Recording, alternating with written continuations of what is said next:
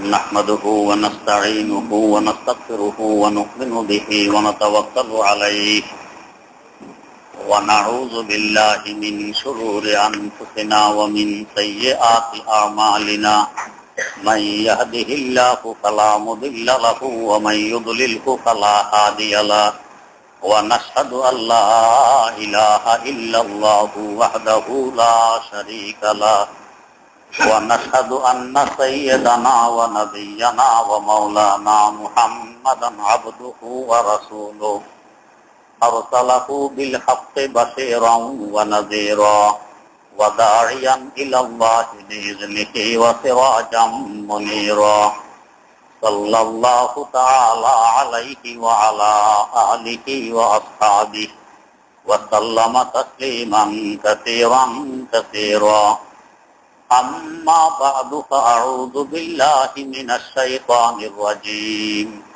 بسم الله الرحمن الرحيم واتل عليهم نبأ الذي آتيناه آياتنا فانسلخ منها فأتبعه الشيطان فكان من الغاوين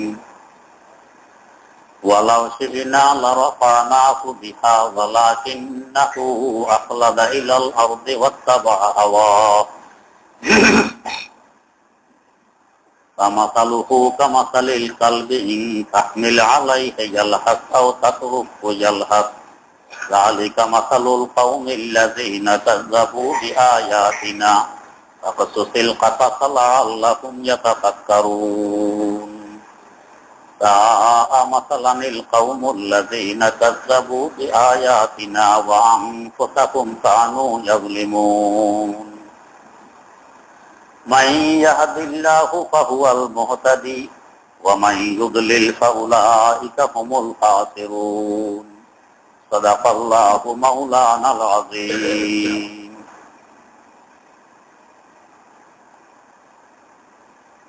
সূরা আরাফের 175 নম্বর আয়াত থেকে তেলাওয়াত করা হয়েছে। আয়াতগুলোতে বনে ইসরাইল তথা ইহুদি সম্পর্কে আল্লাহ পাক আলোচনা করতেছেন আমাদেরকে শিক্ষা গ্রহণ করার জন্য। হযরত রাসূল আকরাম সাল্লাল্লাহু আলাইহি ওয়াসাল্লামকে সম্বোধন করে বলতেন, ও নবী, আপনি আপনার আশেপাশের লোকজনকে, মুসলমানদেরকে তেলাওয়াত করে শুনাইয়ে দিন। কি শোনাবেন? নাবা আল্লাযী আতাইনাহু আয়াতিনা, ওই ব্যক্তির সংবাদ যে ব্যক্তিকে আমি আমার আয়াত দান করেছিলাম, অর্থাৎ শরীয়তের আহকামাতের ইলম তাকে দান করেছিলাম। কিন্তু ফানসালাখা মিনহা, সে এই শরীয়তের ইলম এবং আহকামাত থেকে একেবারে বেরিয়ে পড়েছিল। ফাতবারাহু শায়তান, অতঃপর শয়তান তার পিছনে পড়তে। ফাকানা মিনাল গাবিন, এরপর সে ভ্রষ্টদের মধ্যে হয়ে গেছে। ওয়ালাউ শি'না লারাফা'নাহু বিহা, যদি আমি চাইতাম তাহলে আমার এই আয়াত ও আহকামাতের ইলমের মাধ্যমে তাকে উচ্চ মর্যাদা দান করতে পারতাম। কিন্তু লাকিন্নাহু আখলাদা ইলাল আরদ ওয়াত্তাবা হাওয়া, তো সে তো তখন দুনিয়ার দিকে ঝুঁকে পড়েছিল এবং তার নফসের চাহিদা পূরণ করার পিছনে পড়েছিল। তো তার দৃষ্টান্ত হইল ওই কুকুরের ন্যায়, যে কুকুরকে যদি কেউ পিটায়, আক্রমণ করে, তো যেভাবে সে হাঁপায়, আর না পিটাইলে, আক্রমণ না করলেও সেইভাবে হাঁপায়। তো আমি এই দৃষ্টান্তগুলো ওই সমস্ত সম্প্রদায়ের জন্য দিতেছি যারা আমার আয়াতকে মিথ্যা মনে করে। তো আপনি এই ঘটনাগুলো শুনাইয়ে দেন আপনার আশেপাশের লোকজনকে। হতে পারে তারা এই ঘটনাগুলো শোনার পরে চিন্তা ফিকির করবে যে আমরা কি রাস্তার উপরে, সঠিক রাস্তার উপরে আছি নাকি নেই। তো ওই সমস্ত কওমার গোত্রের ভবিষ্যৎ বড় ধ্বংসমুখী, ভবিষ্যৎ বড় খারাপ।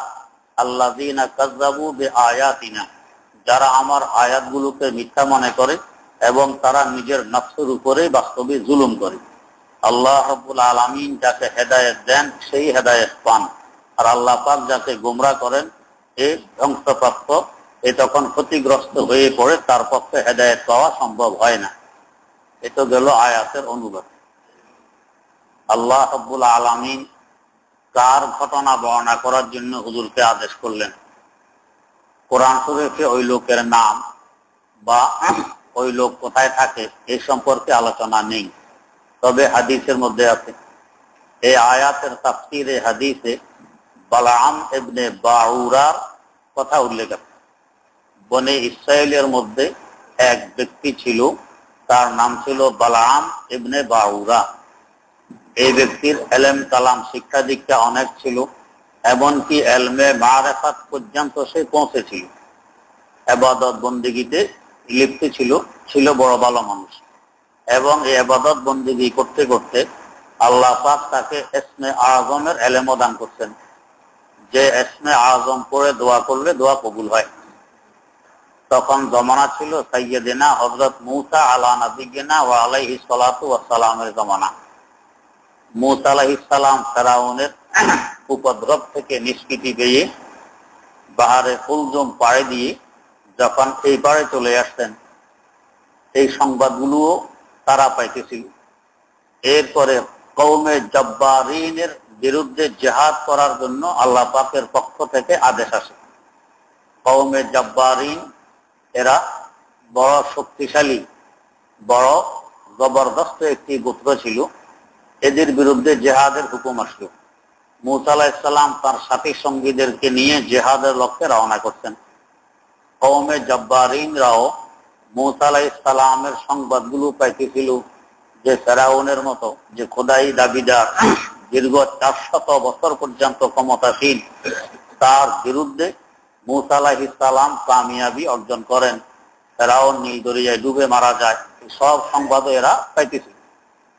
মূসা আলাইহিস সালাম যখন তার লয় লস্কর নিয়ে কওমে জব্বারিনের বিরুদ্ধে জিহাদের জন্য রওনা করতেন, এরা দেখলো ফেরাউন যার সাথে কুলাইতে পারেনি, আমাদের কুলানোর তো প্রশ্নই আসে না, আমরা তো পরাজিত হয়ে যাব।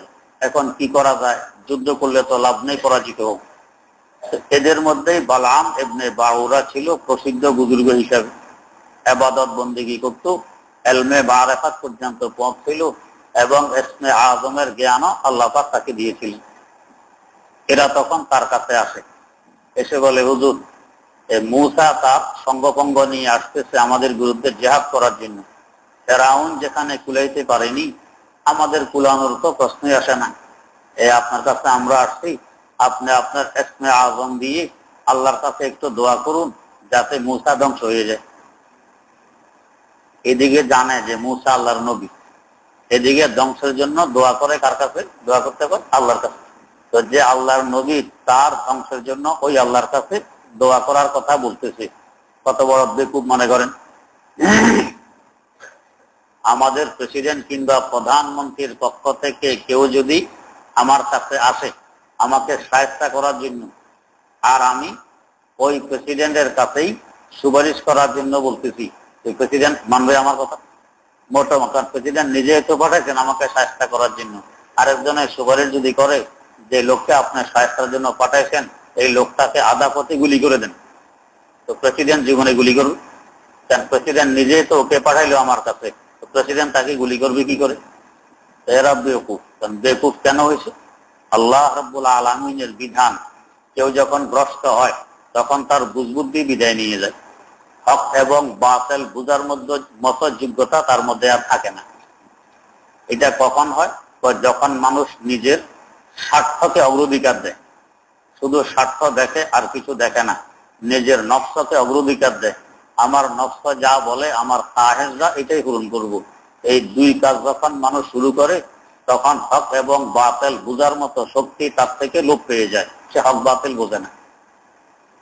আল্লাহ তো এই জাতি বালাম ইবনে বাউরার কাছে এসে দরখাস্ত দিল যে মূসার বিরুদ্ধে আপনি আল্লাহর কাছে দোয়া করেন।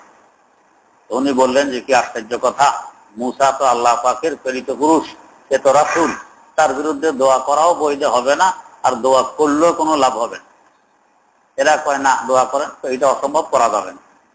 কিন্তু এদের বাড়াবাড়ি করতে করতে পরে উনি বললেন, ঠিক আছে, আমি আল্লাহর সাথে একটু পরামর্শ করে নেই, জেনে নেই, ইস্তেখারা করে নেই, আল্লাহ কি বলেন দেখি। ইস্তেখারা করতেন, ইস্তেখারার ফলাফল কি হবে তো পরিষ্কার, যে আল্লাহর পয়গম্বরের বিরুদ্ধে কি দোয়া করা যাবে? আল্লাহ পাক স্বপ্নে জানাইলেন, খবরদার বিভিন্ন তাফসীর গ্রন্থে উল্লেখ আছে, স্বপ্নের মাধ্যমে জানাইলেন, খবরদার, মূসা আমার পয়গম্বর, আমার প্রেরিত পুরুষ, এদের বিরুদ্ধে জিহাদের জন্য আদেশ করেছি আমি, আর ওই মূসার বিরুদ্ধে দোয়া করবা, তুমিও গোমরাহ হবে, ধ্বংস হবে, আর তোমার ওই জাতীয় গোমরাহ হবে, ধ্বংস হবে। উনি পরের দিন জানাই দিলেন যে সম্ভব নয়, আল্লাহ পাকের পক্ষ থেকে নিষেধাজ্ঞা।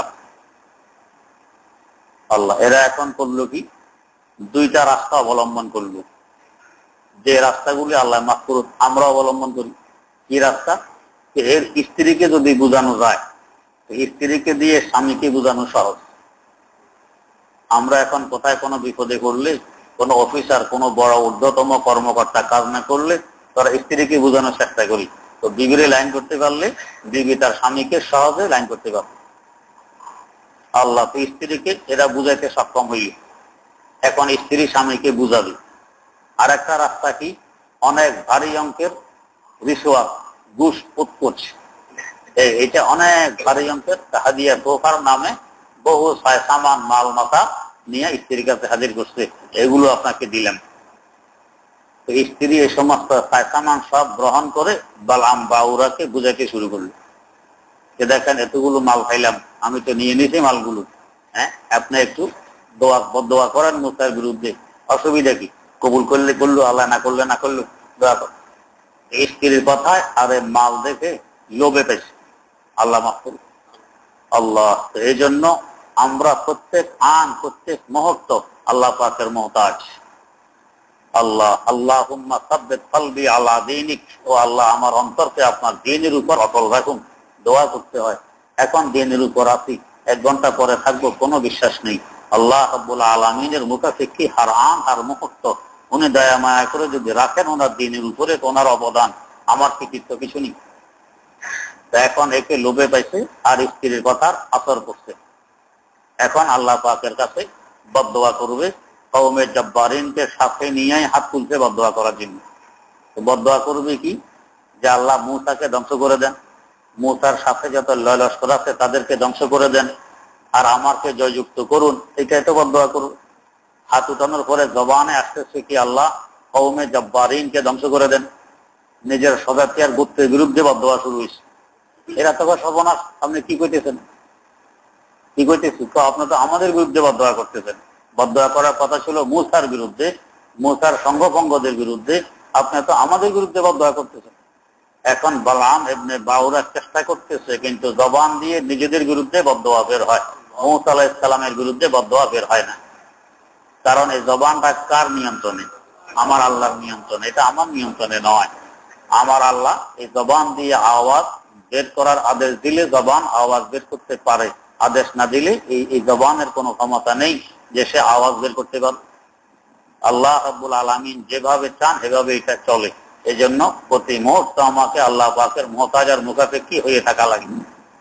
এখন বদদোয়া চলতেছে নিজের বিরুদ্ধে। ইসমে আজম তো আগে পুরা নিষেধ, বদদোয়া তো কবুল হওয়া নিশ্চিত। বস এরা এখানেই ধ্বংস হইল, পরাজিত হইল, মূসা আলাইহিস সালাম জয়ী হয়ে গেলেন। আর মধ্যকালীন বালাম বাউরার অবস্থা হইল কি, তার জিহ্বা বেরিয়ে সামনের দিকে ঝুলে গেল। অতি গরমের সময় রৌদ্রের ভিতর দিয়ে কুকুর যদি দৌড় দেয়, তো দেখবেন কুকুর জিহ্বা নিচের দিকে ঝুলাই দিয়ে দৌড় দেয়। এই কুকুরের জিহ্বা যেভাবে ঝুলে গেছে, বালাম ইবনে বাউরার জিহ্বা এইভাবে নিচের দিকে ঝুলে গেছে, একবারে সিনা পর্যন্ত ঝুলে গেছে, এটা আর ভিতরের দিকে ঢোকে না। এখন সবাই বুঝতেছে বালাম ইবনে বাউরার উপরে আল্লাহ পাকের গজব নাজিল হয়েছে, জিহ্বা বাইরে ঝুলতেছে, এটা আর ভিতরে ঢোকে না। আল্লাহ, জিহ্বা এভাবে বাইরে ঝুঁকলে মুখ তো খোলা থাকে, মুখ বন্ধ হয় না। আর মুখ খোলা থাকলে সাধারণত মানুষের শ্বাস নিঃশ্বাস আসা যাওয়া করে মুখ দিয়ে। অনেক সময় দেখবেন ঘুমন্ত অবস্থায় মুখ খোলা, তো শ্বাস নিঃশ্বাস মুখ দিয়ে আসা যাওয়া করে, কারণ মুখের রাস্তাটা একটু মোটা নাকের রাস্তার তুলনায়, এখান দিয়ে শ্বাস নিঃশ্বাস।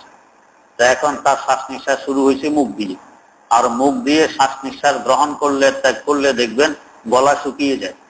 আমার আল্লাহ কি সুন্দর ব্যবস্থাপনা, কি সুন্দর ইন্তজাম। নাক দিয়ে রাত দিন 24 ঘন্টা 24,000 বার শ্বাস নিঃশ্বাস গ্রহণ করতেছি আর ত্যাগ করতেছি, কিন্তু এই শ্বাস নালী শুকায় না। কিন্তু খাদ্য নালী দিয়ে একটু শ্বাস নিঃশ্বাস নিয়ে দেখুন একটু করে শুকিয়ে গেছে, আল্লাহ পাকের কুদরত।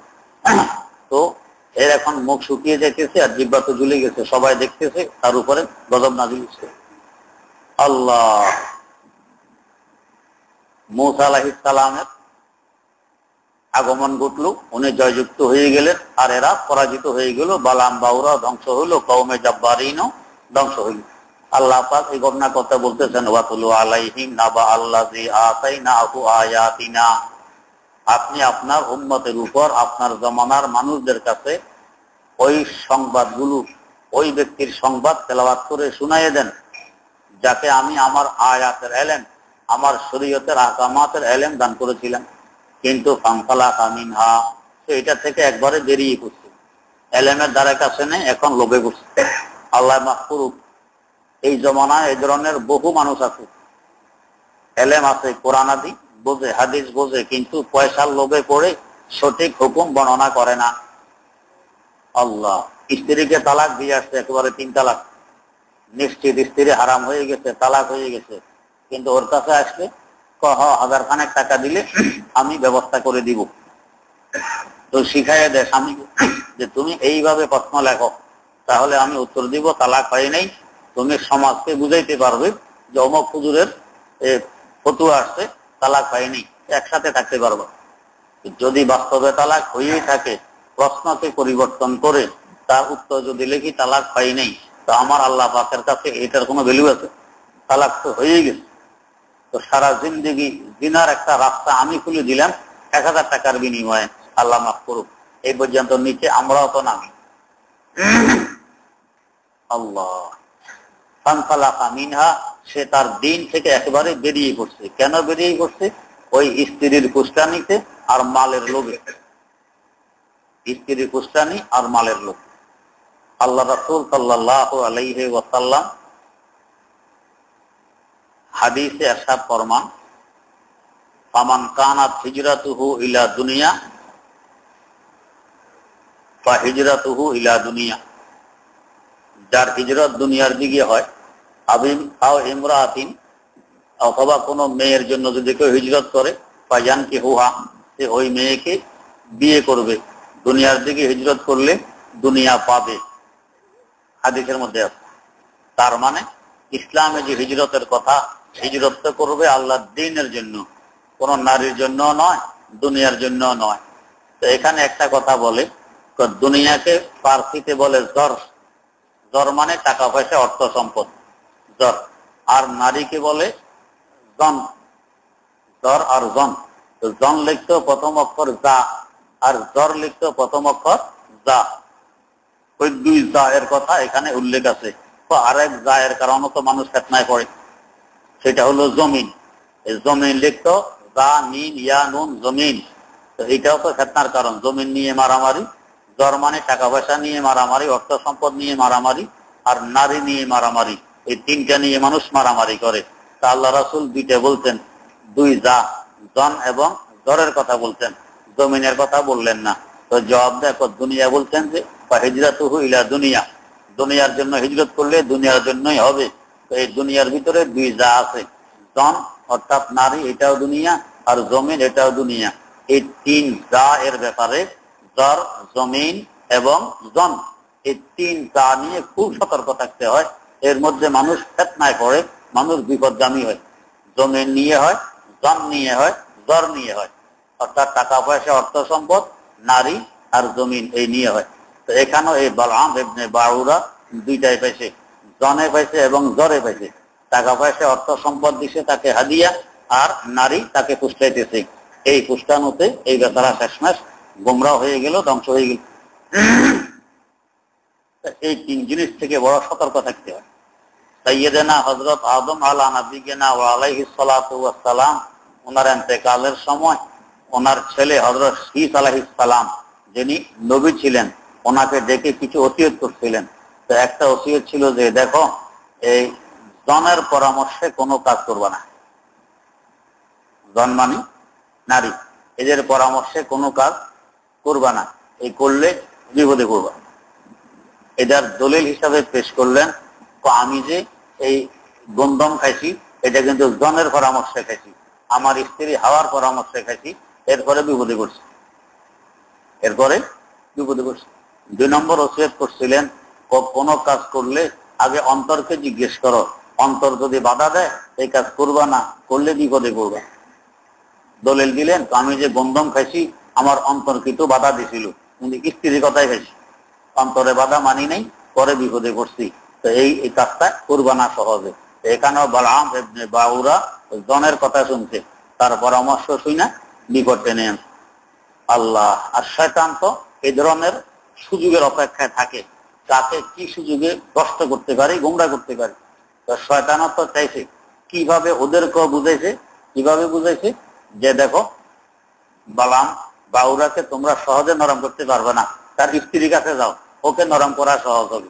আর 2 নম্বর, এমনি বুঝাইলে হবে না, কিছু হাদিয়া তোফা, বড় অঙ্কের টাকা পয়সা মাল সামান নিয়ে যাও, তাহলে সহজ হবে। এই 2টা নিয়েই বুঝেছি। মূসা আলাইহিস সালাম তো এসে আক্রমণে করছেন, এখন গজব তো এদের উপরে নাজিল আক্রমণ। বালাম ইবনে বাউরা দেখলো যে আমিও তো গেছি, এরাও গেছে, এখন মূসা কোথাতে যাওয়াইতে পারিস, আল্লাহ মাফ করুক। যখন গোমরা হয় অনেক সময় আমরাও কই কি, তো আমি তো খাবো না, তোকেও খাওয়াবো না, আমি তো খাইতে পারবো না, তোকেও খাইতে দিব না, আমরা এরকম বলি। এটা মানুষের স্বভাব নয়।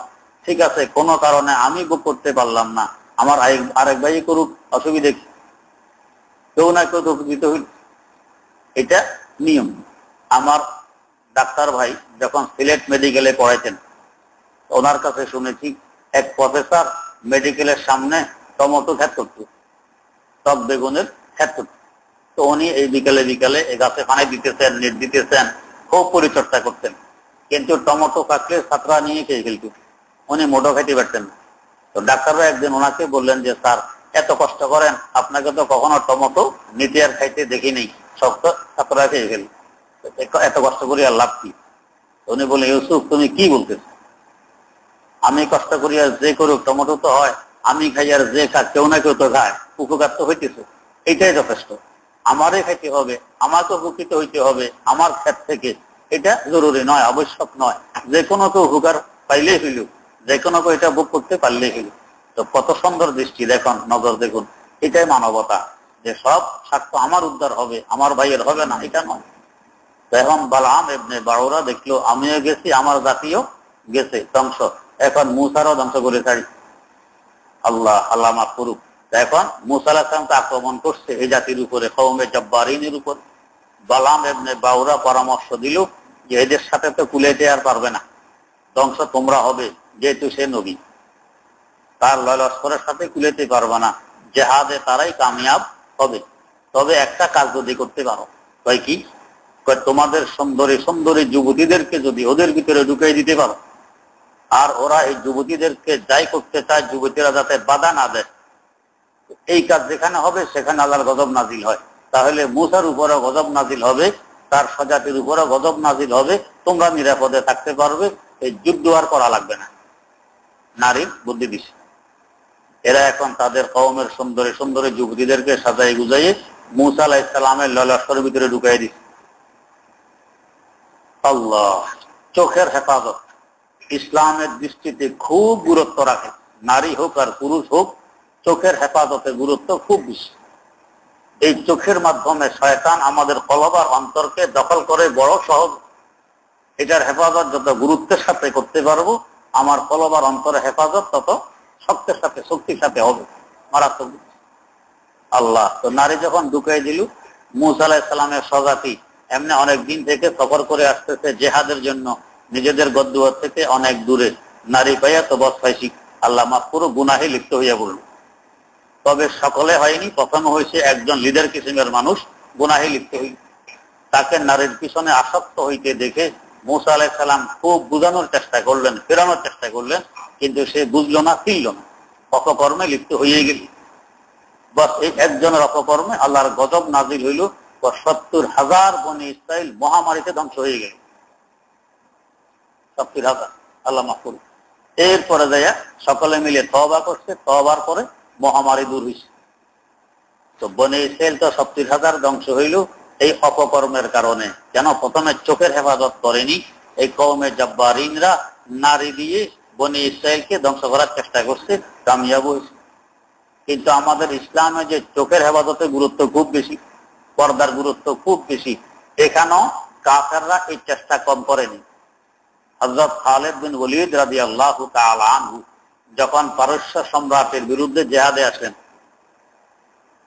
আল্লাহ, তো এরা পারস্য সম্রাটের দরবারে যাওয়ার জন্য ৬০ জন মুসলমান খালিদ বিন ওলীদ রাদিয়াল্লাহু তাআলা আনহুর সাথে এই ৬০ জন যেতেছে পারস্য সম্রাটের সাথে আলোচনা করবে এই লক্ষ্যে।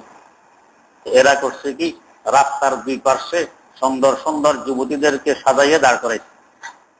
এরা এদেরকে সম্বর্ধনা জানাইয়ে এগিয়ে নিবে।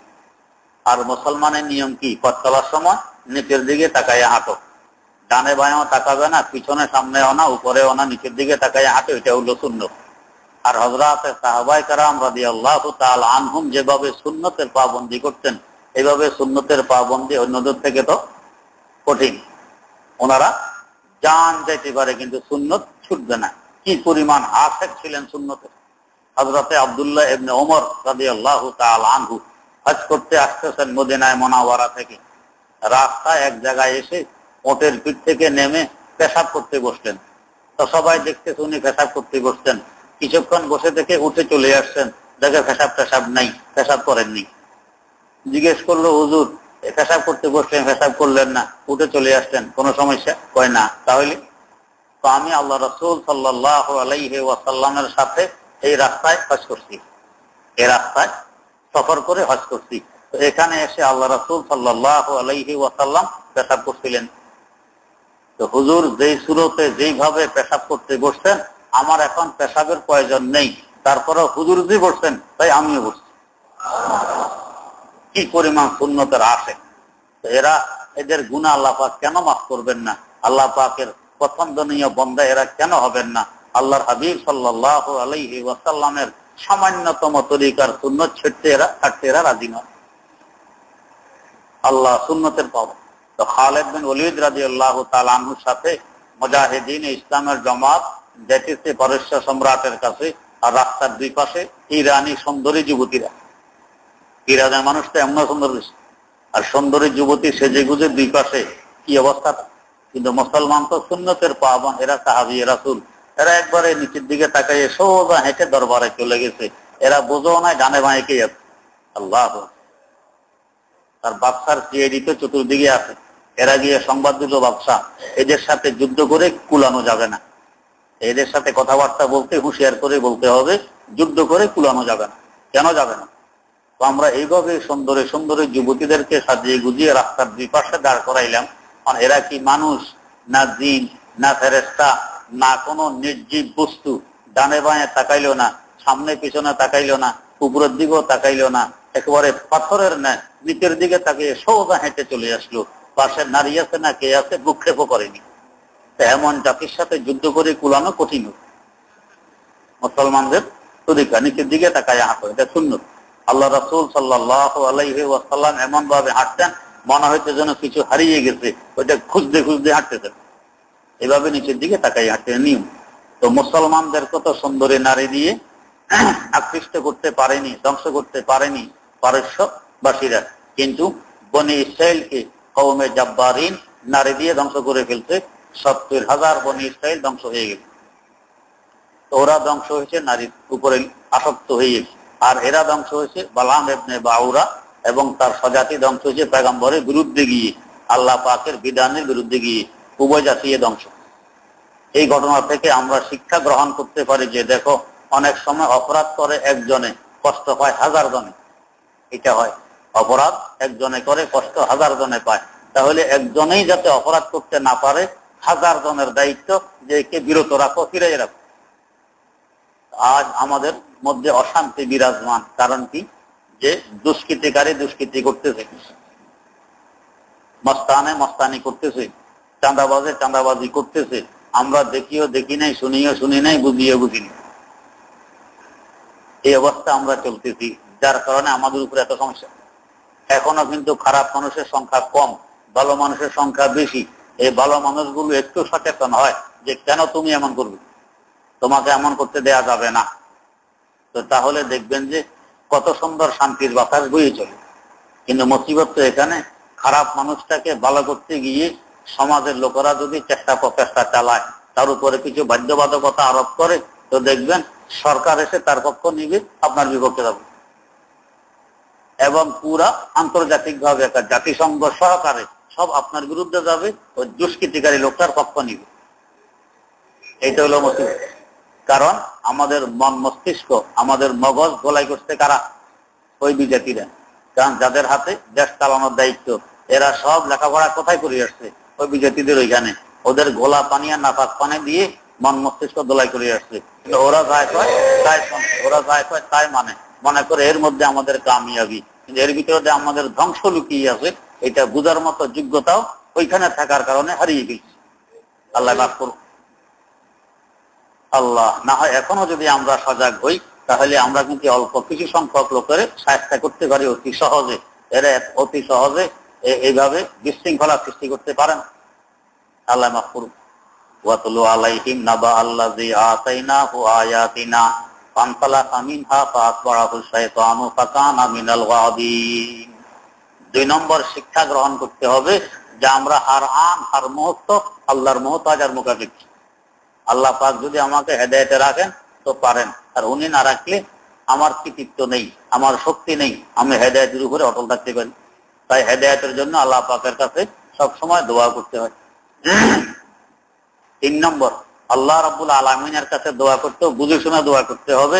আমি কি বৈধ কাজের জন্য দোয়া করতেছি না অবৈধ কাজের জন্য দোয়া করতেছি? অনেক সময় আমাদের কাছে আসে, হুজুর একটু দোয়ার জন্য আসছি। কিসের দোয়া?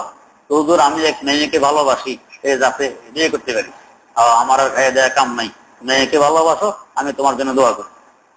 না হুজুর, আমাদের প্রেম পবিত্র। প্রেম পবিত্র, প্রেম কি এটাও বুঝি না, পবিত্রকে এটাও বুঝি না, অপবিত্রকে এটাও বুঝি না, প্রেম পবিত্র।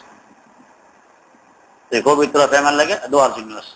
ওই যে আমার ওস্তাদ যে এখানে আসেন অন্ধ হুজুর, এই হুজুর কাছে আমরা তো সরাসরি সময় কইতে পারি না, একটু নরম টরম হয়ে বুঝাই, কিন্তু হুজুর তো মাশাআল্লাহ গরম মানুষ।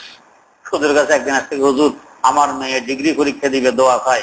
তো মেয়ে আর কাম পাওয়া না, তোমার মেয়ে ডিগ্রি পরীক্ষা দেবার চাকরি করবে, সারা জিন্দিগি হারাম কাজ করবে, গুনাহ কামাবে, আর আমি দোয়া করি আমিও গুনার ভাগ হইতাম। হ্যাঁ, তোমার সাহস তো কম নয়, আমার কাছে দোয়া কর। 2 ধমক দিয়ে দোয়া বন্ধ।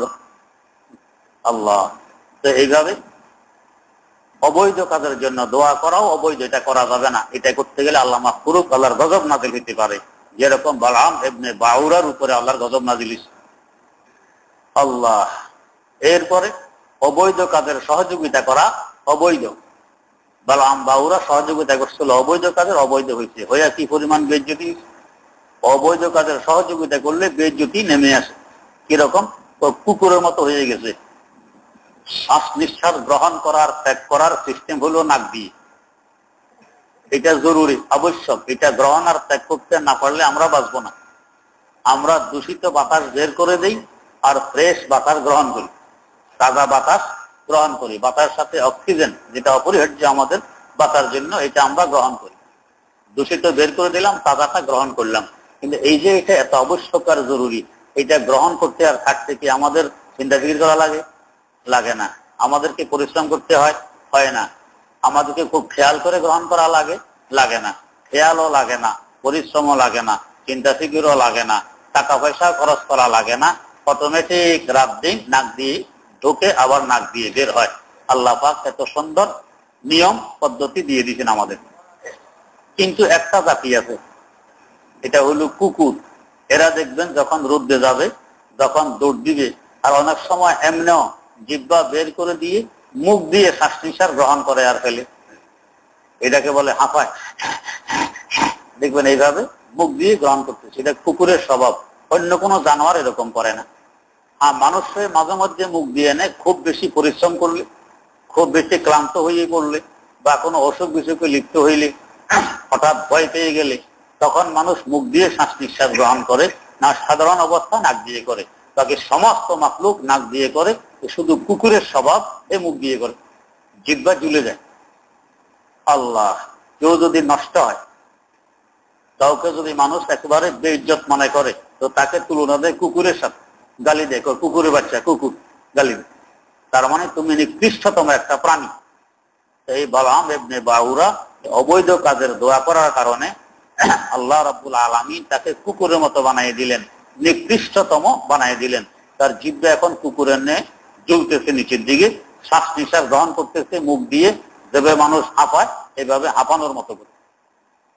এবং আরো বেজ্জতি, পুরা জাতি দেখতেছে যে এতদিনের ইবাদত গুজার, এতদিনের বড় বুজুর্গ মনে করতাম, আর এখন তার এই দশা হয়ে গেছে, বড় বেজ্জতি।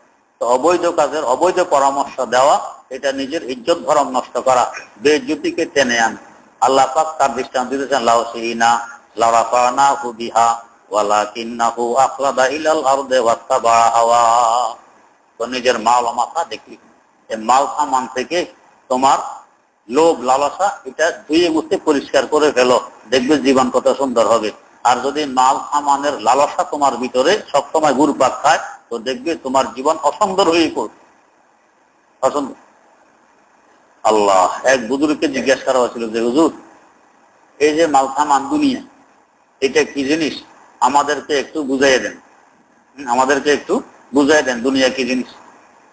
তো বুজুর্গের ভাষায়, হালে দুনিয়া রাব কুরসি দাম্মা নজফর জানা এ, হালে দুনিয়া রাব কুরসি দাম্মা নজফর জানা এ, গোফতে ইয়া খাবিস্তে ইয়া বাদিস্তে ইয়া আফসানা এ। তো দুনিয়া কাকে বলে একটু জানতে চাইছো? তো দুনিয়া বলে স্বপ্নকে। দুনিয়া আর স্বপ্ন এক জিনিস। কি অর্থ? আপনি শুইছেন, স্বপ্নে দেখতেছেন করে প্লেন টেলেন ছাড়া নিজেই উঠতে উঠতে আমেরিকা চলে গেছেন। স্বপ্নে এরকম দেখা সম্ভব কিনা? সম্ভব। আমেরিকা গিয়ে গ্রিন কার্ড পাইছেন, এরপরে আসছে ইলেকশন, আপনি একেবারে প্রেসিডেন্ট পদে প্রার্থী হয়েছেন। এরপরে ভোট গণনার পরে দেখা গেল আপনি উইন করছেন, পাস করছেন, আপনি এখন আমেরিকার প্রেসিডেন্ট। আর কি লাগে? এখন হোয়াইট হাউসে গিয়ে প্রেসিডেন্টের কুর্সি দখল করে বসছেন। আরে বাপরে বাপ, কি শান শকত। একটু পরে যখন ঘুম ভাঙছে, দেখেন যে মিরপুরে বাংলা করে চিরা কাঁথার উপরে শোয়া। কোথায় প্রেসিডেন্টের কুর্সি আর কোথায় কি, সব শেষ। এগুলি কি ছিল? স্বপ্ন। ঠিক দুনিয়াটাই এরকম, যে মনে করি এখন আমি কত শক্তির মালিক, আমি যুবক, আমার গায়ে কত শক্তি, সবকিছু তুচ্ছ মনে হয়। এখন আমি বড় ধনী, কোটি কোটি টাকার মালিক, আমার কথায় কত মানুষ উঠে আর বসে। আমি এখন ক্ষমতাসীন, আমার কাছে অস্ত্রের জোর আছে, আমার কাছে জনবল আছে, এখন কোনো কিছু আর চোখে লাগে না। কিন্তু যখন আমার আসল চোখ খুলবে, তাকে দিব্যি চক্ষু বলা হয়, ওইটা খুলবে কোথায়? কবরে গেলে। খোলার পরে দেখবো, আহা, আমি যে দুনিয়াতে এত কিছু ভাবছিলাম, এগুলো দেখি সব স্বপ্ন। এখন তো আমি যে মাটিতে ছিলাম, এই মাটিতে শুয়ে মুরদান তুমি যত বড় দুনিয়া হোক, যত উপরে বসবাস করো, শেষমেশ শুইতে হবে কোথায়? মাটির মধ্যে, মাটির নিচে। গরিব যেখানে শোবে, ধনীও সেখানে, রাজা যেখানে, প্রজাও সেখানে, কোনো ভেদাভেদ নেই। যে বড় তপ্তে মুরদান যে বড় একাক, চাই তুমি সিংহাসনে মারা যাও, আর চাই তুমি মাটির উপরে মারা যাও। বড় মাটির উপরে মারা গেলে সহজ, অল্প নিচে চলে যাবে। সিংহাসনে মারা গেলে অনেক নিচে যেতে হবে, কষ্ট আরো বেশি। এগুলি তো হইলো কি? স্বপ্ন। যারা এর পিছনে দৌড়ছে, এরা আসলে স্বপ্নের পিছনে দৌড়ছে, এর বাস্তবতা বলতে কিছু নেই। দেখবেন ছোটবেলায় যখন আপনি খেলবেন বাচ্চার সাথে, কি দিয়ে খেলেন? কিছু গুটি, গুটি বানাইছেন কি দিয়ে?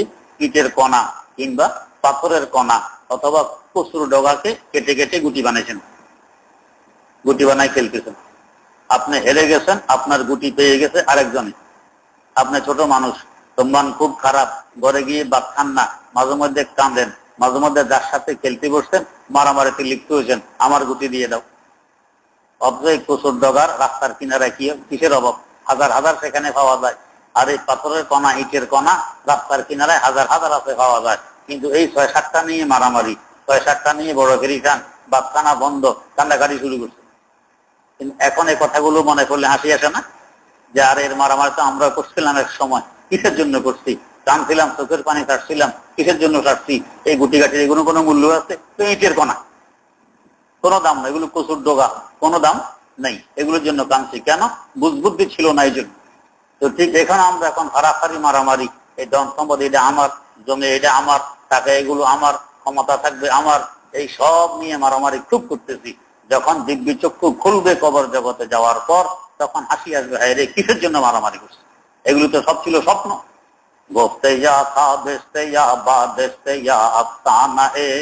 অথবা দুনিয়াটা হলো বাতাসের ন্যায়, বাতাস। দেখবেন দক্ষিণ দিক থেকে শোঁ শোঁ করে বাতাস আসতেছে, কি যেন একটা আসতেছে, বাতাস আসলো চলে গেল, না দেখলেন না ধরতে পারলেন, আসলে চলে গেল, দেখানো নাই, ধরতেও পারেন নাই। তো দুনিয়াটা এরকম, শোঁ শোঁ করে শক্তি আসতেছে আপনার কাছে, আপনি যুবক, বড় শক্তিশালী, একেবারে বিশ্ব চ্যাম্পিয়ন। শোঁ শোঁ করে অর্থ আসতেছে আপনার কাছে, কোটি কোটি টাকার মালিক, আপনি বড় শিল্পপতি। শোঁ শোঁ করে ক্ষমতা আসতেছে আপনার কাছে, এখন আপনি একবারে ক্ষমতার মালিক, আর কি লাগে। কিন্তু হঠাৎ দেখবেন যে আপনার এই শক্তি কোথায় চলে গেল, লাঠিবাদ দিয়ে হাঁটতেছেন। হঠাৎ দেখলেন সম্পদ কোথায় চলে গেল, ভিক্ষা করে খাইতেছেন। এরকম বহু শিল্পপতিটা আছে, শেষমেশ ভিক্ষা করতে হবে, আর ভিক্ষা না করলেও এগুলো রেখে আপনাকে চলে যেতে হবে একসময়। এরপর দেখলেন কোথায় আপনার ক্ষমতা, ফুলের মালা দিয়ে ক্ষমতায় বসাইছিল, এরা এখন জুতার মালা দিয়ে ক্ষমতা থেকে নামাইতেছে। এই অবস্থা। এগুলি সব বাতাসের নাই, আসতো আর চলে গেল, দেখলাম না, ধরতেও পারলাম।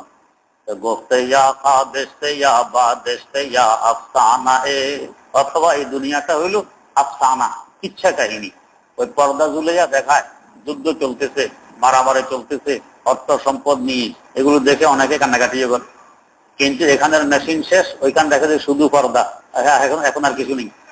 ঠিক দুনিয়াটাও এরকম, মারামারি করতেছি, দরাদরি করতেছি, অর্থ সম্পদ নিয়ে, ক্ষমতা নিয়ে, শক্তি দিয়ে, জনবল দিয়ে, অস্ত্রবল দিয়ে, সবকিছু। 2-4 দিন পর যখন চোখ বন্ধ হয়েছে, অন্তরের চক্ষু খুলছে কবরে যাওয়ার পর, দেখা যায় এগুলি সব মিথ্যা, এগুলো কিছুই তো আমার সাথে আসে নাই, আমি তো খালি হাত চলে আসলাম মাটির নিচে। এগুলো হলো সব ইচ্ছাকাই। তো পুনরায় বুজুর্গকে জিজ্ঞেস করা হলো, হুজুর দুনিয়ার অবস্থা তো বুঝলাম, যারা এই দুনিয়ার পিছনে দৌড়ে, অর্থের পিছনে দৌড়ে, শক্তির পিছনে দৌড়ে, ক্ষমতার পিছনে দৌড়ে, এদের অবস্থাটা কি, এটা একটু বুঝাই দেন তো। বাজে গোয়ম হালে আকাশ গোকে দরবায় দিল ববস গোপতে যা গাউলেতে ইয়াদি বেস্তে ইয়া দিওয়ানা। ওই বুজুর্গ বুঝাইলেন, তো যে দুনিয়ার পিছনে দৌড়ে, তো একে দিয়া বুতে ফেছে, দিয়া বুতে, দিয়া বুত বলে। এখন তো গ্রামে গ্রামে বাজার, আগের যুগে এত ঘন ঘন হাট বাজার ছিল না, 5-7 মাইল 10 মাইল দূরে হাট বসত, সপ্তাহে 1 দিন বা 2 দিন। তো মানুষ হাটে যাইতো, রাত্রে হাট ভাঙতো, তো বাড়ি দিত। কোন কোন সময় দেখা যাইতো আজকের হাঁটা এত দ্রুত গতিতে হইতেছে, কোনো ক্লান্তি নেই, কিছু নেই, খুব দ্রুত গতিতে হাঁটতেছি, এই নিমিষের মধ্যে বাড়ি পৌঁছে যাব। একটু পরে দেখা যায় আজানের আওয়াজ শোনা যায়, তো কয় কি, তো মুয়াজ্জিন দিশ হারাইছে, এখন সন্ধ্যা রাত্রে ফজরে আজান দেয়। একটু পরে দেখা যায় সূর্য উঠতেছে, এখন বুঝে মুয়াজ্জিন দিশ হারায় নাই, দিশ আমি নিজে হারাইছি। ওই দিয়া বুতে পাইয়া আমার বাড়ি থেকে উল্টা দিকে নিয়ে গেছে 10 মাইল, রাতভর হাঁটছে উল্টা দিকে 10 মাইল। তো এরকম আগে বুতে দৌড়া রাস্তায় ঘুরেছে, অন্যদিকে নিয়ে যেত। মুরব্বীরা বুঝবেন, এখন এগুলো কমে গেছে, এখন হাট বাজার তো কাছে গেছে, মুরব্বীরা বুঝবেন। যে দুনিয়ার পিছনে যে দৌড়ে, অর্থ হোক, শক্তি হোক, ক্ষমতা হোক, কথাকে দিয়ে গুতে খাইছে, এ তো মনে করে কি দ্রুত গতিতে আমার হাঁটা চলতেছে, আমি অগ্রসর হইতেছি। আসলে অগ্রসর নয়, সে পিছনে যেতেছে। এই অর্থ সম্পদের পিছনে সময় নষ্ট করতেছে, ক্ষমতার পিছনে সময় নষ্ট করতেছে, শক্তির পিছনে সময় নষ্ট করতেছে। যখন আসল চক্ষু খুলবে, যখন সূর্য উদয় হবে, কবর জগতে যাওয়ার পর দেখবে আমাকে তো গুতে ভাইয়া উল্টা দিকে নিয়ে আসছে, আমি তো সোজা দিকে আসিনি, আমাকে তো আসার দরকার ছিল আমার বাপের বাড়ির জান্নাতের দিকে, আমি তো এখন উল্টা দিকে শত্রু বাড়ির জাহান্নামের দিকে গেছি।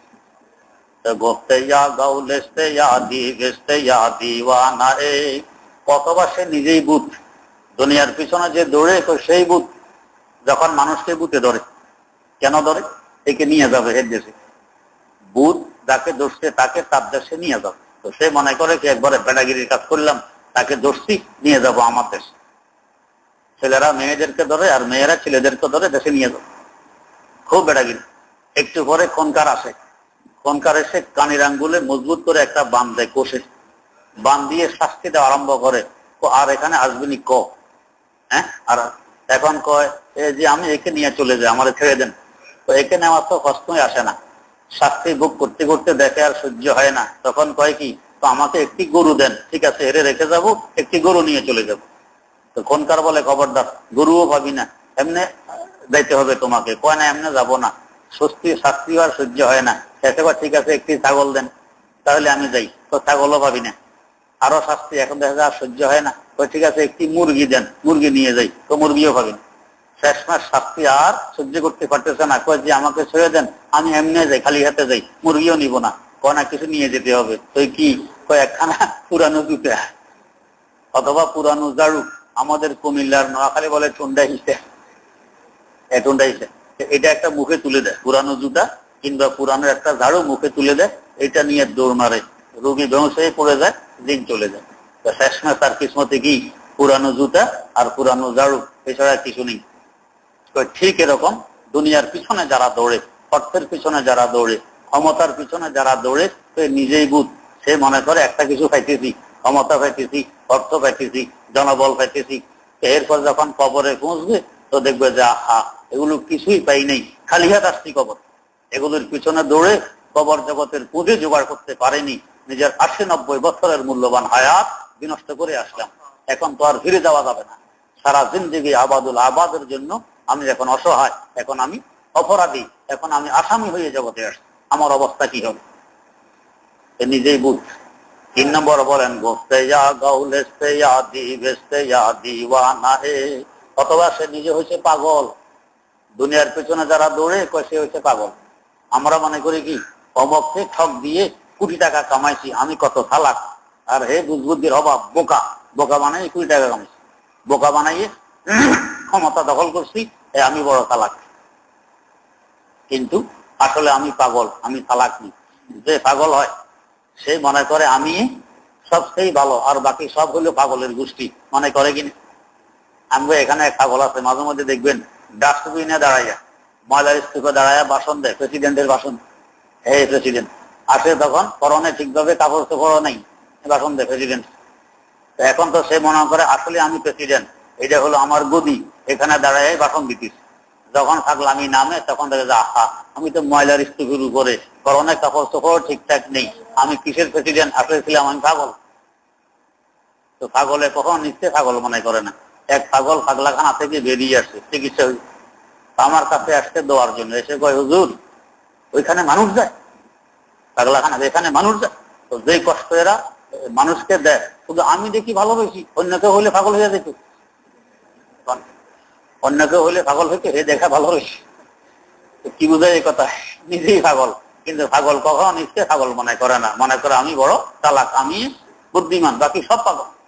এইভাবে যারা দুনিয়ার পিছনে দৌড়ে, অর্থের পিছনে দৌড়ে, ক্ষমতার পিছনে দৌড়ে, মনে করে আমি বড় চালাক, আসলে তুমি পাগল, তুমি চালাক নও। আর যারা এগুলো থেকে মুক্তি রেখে আল্লাহ রাব্বুল আলামিনকে অর্জন করার লক্ষ্যে আখিরাতের পুঁজি জোগাড় করছে, এরা হলো বাস্তবে চালাক। হাদিস শরীফ আছে আল কাইয়িসু মান দানা নাফসাহু ওয়া আমিলা লিমা বাদাল মাউত।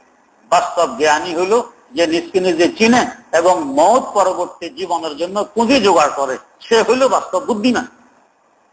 আর আমরা মনে করি কি আমারে মোটেও চিনি না, আমি কে, কোথা থেকে আসলাম, কোথায় যাব, আমার দায়িত্ব কি, এগুলো কিছুই বুঝি না, কিছুই চিনি না, আমি কিসের চালাক হইলাম, আমি তো আসলে পাগল হইলাম। ওয়া আমিলা লিমা বাদাল মাউত, মওত পরবর্তী জীবনের জন্য যে পুঁজি জোগাড় করে সে হলো বুদ্ধিমান। আমি এই জীবনকে ভুলেই বসে আছি, আমি এই জীবন নিয়ে দৌড়ভাগ করতেছি, আমি তো বুদ্ধিমান নই, আমি তো আসলে পাগল। তাই বুজুর্গ বলছেন গোস্তে ইয়া গাউলেস্তে ইয়া দিবেস্তে ইয়া দিওয়ানা এ, ও তো আসলে পাগল, এই জন্য এগুলোর পিছনে দৌড়ে। আর যারা বুদ্ধিমান এরা এগুলোর পিছনে দৌড়ে, কারণ আমি এগুলোর পিছনে দৌড়লে সামান্য কিছু পাইলাম না হয়, আর এগুলো বাদ দিয়ে এগুলোর সৃষ্টিকর্তা আল্লাহ পাকের পিছনে দৌড়লে তাকে যদি পাইয়া যায় তো পুরা সৃষ্টি জগৎ পাইলাম না। আল্লাহ পাককে পাইলে পুরা সৃষ্টি জগৎ পাইছি, আর ওনাকে না পাইলে সামান্য একটু পাইছি, এটা 2 দিনের জন্য, আবার বিদায় নিয়ে যাব, এটা আমার কাছে থাকবে। আল্লাহ, এক বুজুর্গ মৃত্যু সজ্জায় শায়িত, লোকেরা কালেমা শরীফের তালকিন করছে, হঠাৎ চেহারা মলিন করে অন্যদিকে ঘুরে ফেললেন। সবাই ভয় পেয়ে গেল, মনে হয় যেন কালেমা নিয়ে যেতে পারবে না। এর মধ্যেই দেখা যায় উনি এই মলিন অবস্থায় কবিতা আবৃত্তি করতেছেন। কে কবিতা? লাউ কানাত মুনজিলাতি ফিল হুব্বি ইনদাকুম, লাউ কানাত মুনজিলাতি ফিল হুব্বি ইনদাকুম মা কাদ রাআইতু ফাকাদ যায়াতু আইয়ামি। আসলে ব্যাপার ছিল মৃত্যুর আগ মুহূর্তে, মৃত্যুর পর আমি কোথায় থাকবো ওই জায়গাটা আমাকে দেখাই দেয়া হয়। জান্নাতি হইলে জান্নাত, আল্লাহ মাফ করুক, জাহান্নামী হইলে জাহান্নাম দেখায় দেওয়া হয়, একটু ঘরে তুমি এখানে থাকবে। উনি তো আল্লাহর ওলি, মৃত্যুর পরে যে জান্নাতে থাকবেন ওইটা ওনাকে দেখানো হচ্ছে। এটা দেখে উনি চেহারা মলিন করে অন্যদিকে ফিরে নিছেন, আর বলতেছেন কি, ও আল্লাহ, আমি যে সারা জীবন তোমার ইবাদত করছি, রিয়াজত করছি, মুজাহাদা করছি, সাধনা করছি, তোমাকে ভালোবাসি, এগুলোর বিনিময় যদি এ হয় যা তুমি আমাকে দেখাইতেছো, তা আমি আমার 80-90 বছরের জীবন বিনষ্ট করে দিলাম কেন? তো আল্লাহ, এগুলোর জন্য তো আমি তোমাকে ভালোবাসি নাই, তোমাকে ভালোবাসি তো তোমার জন্য। তুমি কই, তোমাকে চাই, এগুলো দিয়ে আমি কি করব?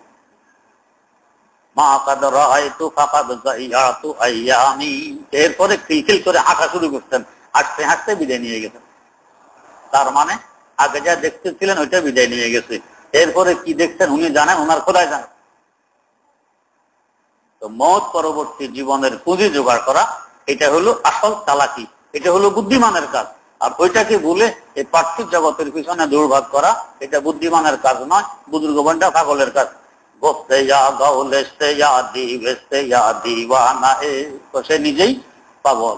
তো আল্লাহ রাব্বুল আলামিন ঘটনা শুনাইয়ে বুঝাইতেছেন, বালাম ইবনে বাউরা যে নিজের দুনিয়ার লোভে ধরছে, নারীর লোভে ধরছে, নারীর প্রলোভনে পড়ছে, এই পড়ার কারণে ধ্বংস হয়ে গেছে। তাই এই পার্থিব জগতের পিছনে দৌড়া এটা বুদ্ধিমানের কাজ নয়, বরং আমার মওত পরবর্তী জীবন, এটা আসল জীবন, যেখানে আমাকে আবাদুল আবাদ থাকতে হবে, সারা জিন্দগি থাকতে হবে, ওটার জন্য পুঁজি জোগাড় করো, চিন্তা করো। তো দেখবে এই জগৎও শান্তিময় হয়, ওই জগৎও শান্তিময় হয়। আল্লাহ রাব্বুল আলামিন সহি বুঝে আমাদেরকে উভয় জাহানে ধন্য হওয়ার তৌফিক দান করুন। সুবহানাকাল্লাহুম্মা ওয়া বিহামদিক, আশহাদু আল্লা ইলাহা ইল্লা আনতা, আস্তাগফিরুকা ওয়া আতুবু ইলাইক। প্রশ্ন,